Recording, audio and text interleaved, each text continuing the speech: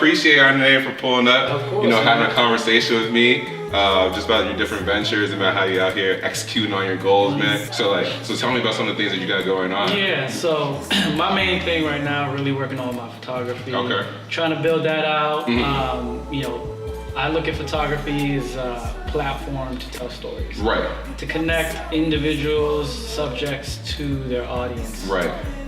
So a lot of the things I'm doing right now is to push that forward, to not only increase my skill sets in photography, but put my work out there from an artistic perspective. Yeah. So like one of the long-term projects I'm working on is I'm actually combining poetry and photography. Yeah, that's sick. Okay. Yeah. So what I want to do is kind of differentiate myself as a photographer, right? And I've always been involved with poetry. I was always slick with words. Right. So that's something that I'm putting together. It's a long-term project.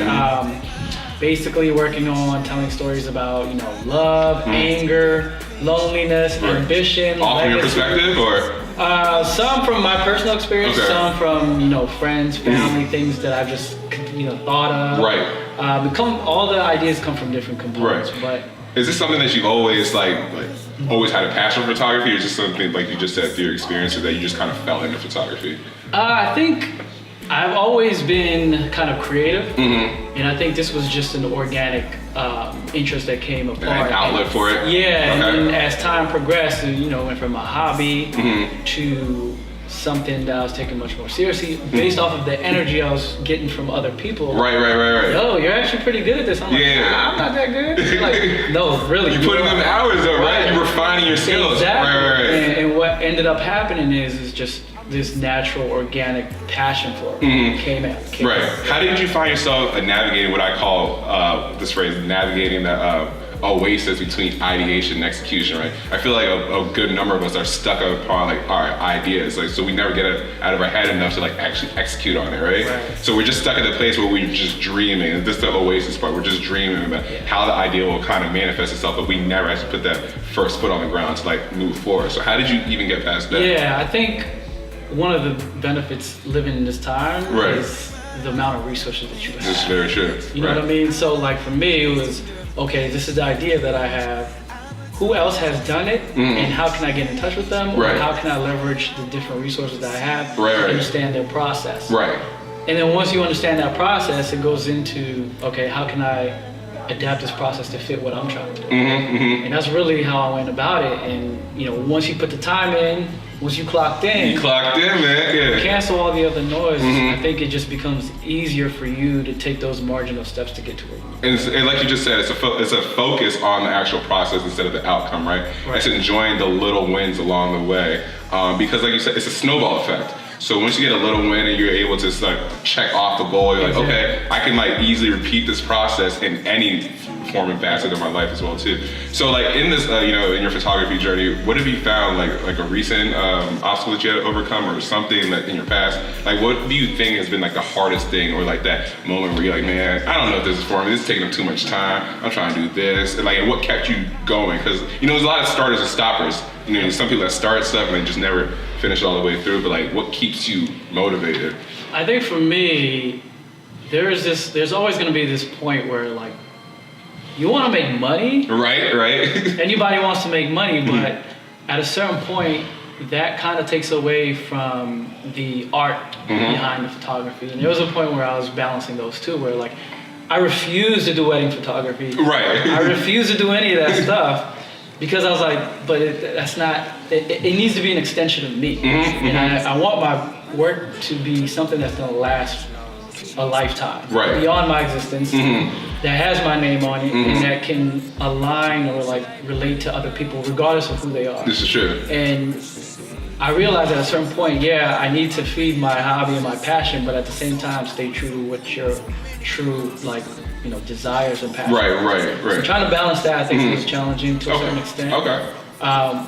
But I'm grounded in what I want to do and how that's going to differentiate me from everybody else. This is true, man. I mean, putting your own quality spin on it. Yeah. I feel like there's no reinvention in the wheel in terms of like somebody's done what everybody's done before. History just is bound to repeat itself, right? It's just putting your own unique spin on it from the amalgamation of different experiences and looking at it through your perspective as well too is where that value added is, right? Like you can take photography, another person can take photography, same type of photography, but it's your storytelling, the way you curate your pictures that adds the value to it. Because like at the end of the day, if we break down what everything relates to, it goes back to humans and their ability to connect to each other. That's very true, right? Technology is great, but at the end of the day, it feeds a purpose which ties back to a human need. Right. And if you can tap into that human need, whether it's through photography or your business or whatever, you will always have an audience. You will always have a demand for your product. You will always have somebody that's willing to invest in you. Yeah. I think if you keep that in mind as you're building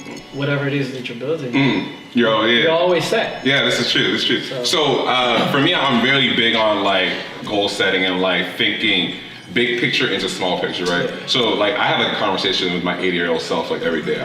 I'm like, okay, what does 80-year-old Aji look like? What is his life experience has been?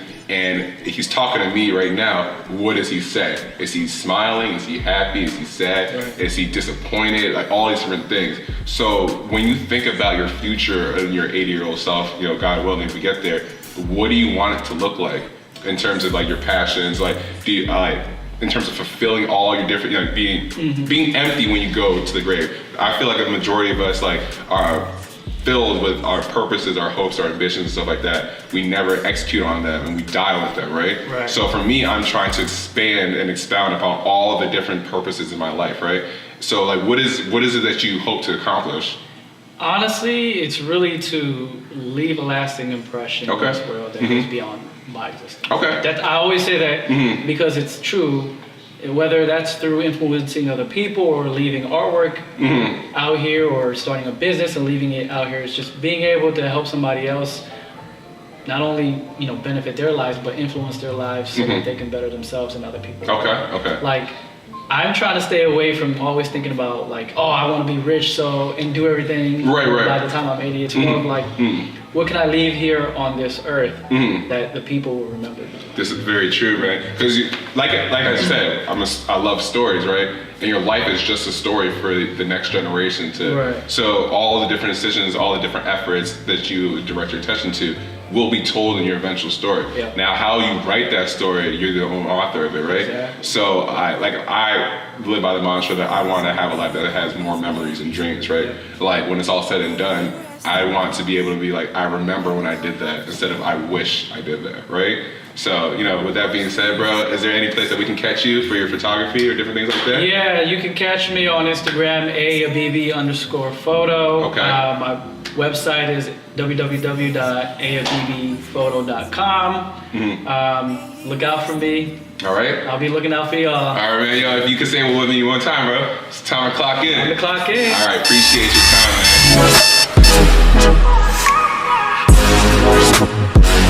man.